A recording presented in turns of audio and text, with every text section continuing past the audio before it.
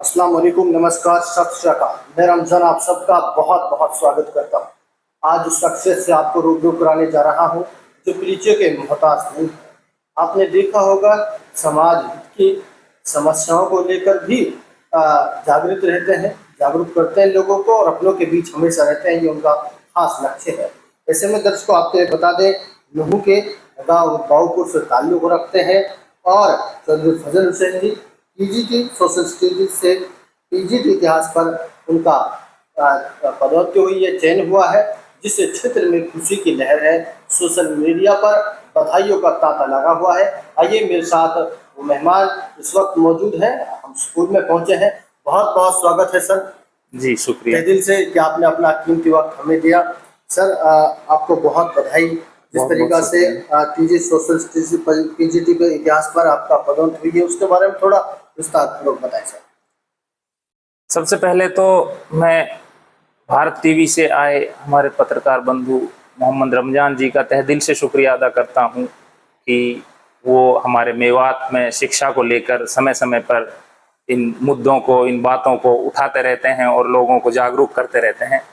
उसके अलावा जो हमारे मेवात कैडर के जितने भी हिंदू मुस्लिम भाइयों का, मैं सिर्फ मेवातियों के लिए नहीं बल्कि जितने भी मेवात कैडर में जो टीचर प्रमोशन हुआ है जिनका पीजीटी पर, उन सबको तहे दिल से बधाई देना चाहता हूं और सरकार का शुक्रिया अदा करना चाहता हूं कि उन्होंने समय पर ये प्रमोशन कर कर हमारे शिक्षा के क्षेत्र में एक बहुत बड़ा कदम उठाया है, जिससे हमारे स्कूलों में खाली पड़े हुए पद अब भरे जाएंगे और बच्चों की शिक्षा में काफ़ी सुधार होगा। सर पीजीटी इतिहास में आपका जिस तरह से चयन हुआ है, क्या मेहनत रही सर? और दूसरी ये कि जिस तरीका से बच्चों के एजुकेशन के लिए कि मेवात बढ़े तभी आगे बढ़े, इस सोच के साथ अपने स्कूल भी यहाँ चल रहा है, उसका क्या नाम है सर और किस तरह से आपकी? देखो, मेरे फादर मरहूम खुर्शीद अहमद जी, उन्होंने हमेशा हमें सिर्फ पढ़ने के लिए कहा। हम बचपन से ही उन्होंने सिर्फ पढ़ाई के अलावा हमें कुछ करना नहीं सिखाया।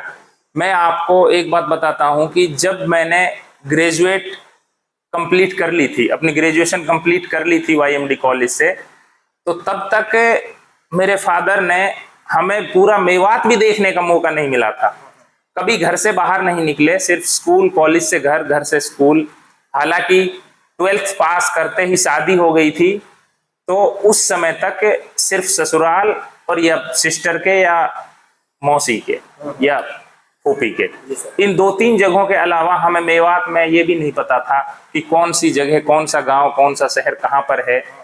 और बीए करने के बाद लेकिन फिर छोटी सी उम्र में हमारे जो फादर थे, अब्बाजी थे, उनका देहांत हो गया था एक रोड एक्सीडेंट में। उसके बाद सारी जिम्मेदारी मेरे ऊपर आई। उसके बाद मैंने जो अपना पीजी है जो कंप्लीट जामिया मिलिया इस्लामिया दिल्ली से किया। और टीचिंग लाइन में तो जैसे ही मैंने यहाँ से वाईएमडी कॉलेज से ग्रेजुएशन कर ली थी, तो उसी टाइम फर्स्ट टाइम जेबीटी में एंट्रेंस से एडमिशन होता था।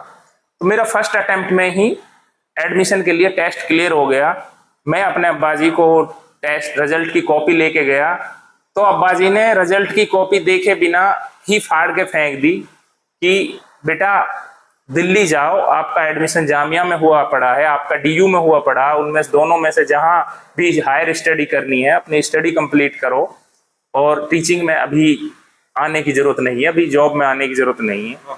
तो मैं दिल्ली भेज दिया था। लेकिन बदकिस्मती ये रही मेरी कि वहां पर 1.5 साल मैंने पढ़ाई की और 1.5 साल बाद ही हमारे फादर रोड एक्सीडेंट में डेथ हो गई।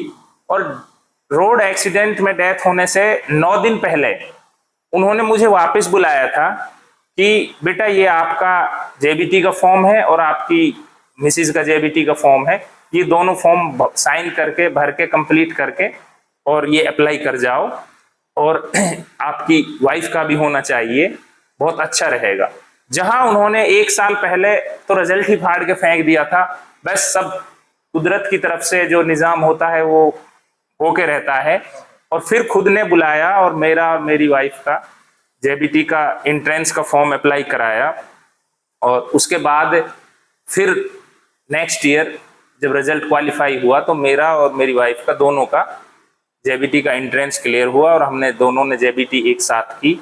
और सभी भाइयों का, सभी दोस्तों का सब शुक्रगुजार हूँ कि उनकी दुआओं के कारण हम दोनों ही जेबीटी कंप्लीट करके और गवर्नमेंट जॉब में सिलेक्शन हो गया। वो भी टीचर है Waheeda Rehman, government model senior secondary school हूँ मैं, वो 2010 से कार्यरत है। उसके अलावा हम 3 भाई हैं, सबसे बड़ा मैं हूँ, मेरे से छोटा है जो, वो भी राजस्थान सरकार में अध्यापक है। बतौर अध्यापक वो ऊंधनबास, यहाँ जो पास में ही है उस गांव में अपनी सेवाएं दे रहे हैं। उनके घर से जो उनकी मिसिज है वो मेरी वाइफ की छोटी बहन ही है, वो भी पूर्व में गांव की सरपंच रही है। और सबसे छोटा भाई अनीस अहमद एडवोकेट, और उनकी मिसिज साहिन जी, वो भी ग्रेजुएट और बीएड हैं। वो दोनों, हमारा एक प्राइवेट स्कूल है किड्स हेवन इंग्लिश स्कूल जहां आप बैठे हुए हो आज, वो दोनों इस स्कूल को संचालित करते हैं और हमारा वॉलेंटरी उनको पूरा सहयोग रहता है जब जब उन्हें जरूरत पड़ती है।